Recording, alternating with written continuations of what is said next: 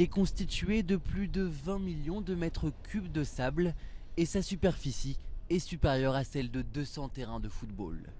Cet immense banc de sable artificiel est le nouveau bouclier néerlandais contre la montée des eaux. Cette presqu'île, construite au large de la Haye, doit avec l'aide des forces de la nature renforcer le littoral des Pays-Bas. La mer et le vent vont lentement disperser le sable. Donc cette grande bande de sable, placée en plein milieu de la mer, elle va s'éroder tout doucement sur une longue étendue de côte, à peu près entre 10 et 20 km. Et puis ensuite, tout ce sable va permettre à la plage de s'étendre. Pendant près de 6 mois, des navires ont pompé plusieurs tonnes de sable au large des côtes pour ériger cet îlot, pouvant atteindre par endroits jusqu'à 7 mètres de hauteur.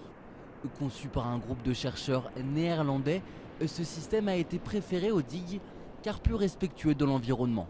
Une première mondiale nécessaire pour ce pays dont 26% des terres sont situées sous le niveau de la mer et dont les 2/3 de sa surface sont susceptibles d'être inondées. Mis en place il y a à peine 3 mois, le projet baptisé le moteur de sable a déjà mis le turbo. Au bout du moteur de sable, vous voyez que le sable a déjà rejoint la côte.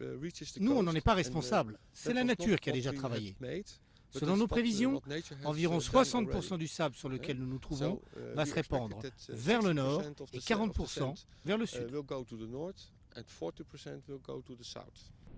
Sur une période de 15 à 20 ans, le sable va continuer à se déplacer vers la côte et à terme, ce sont plusieurs dizaines de kilomètres du littoral qui pourraient être renforcés. De nombreux pays ont déjà manifesté leur intérêt pour le moteur de sable. Si l'expérience est concluante, le gouvernement néerlandais prévoit, lui, de l'étendre à ses 884 km de côte.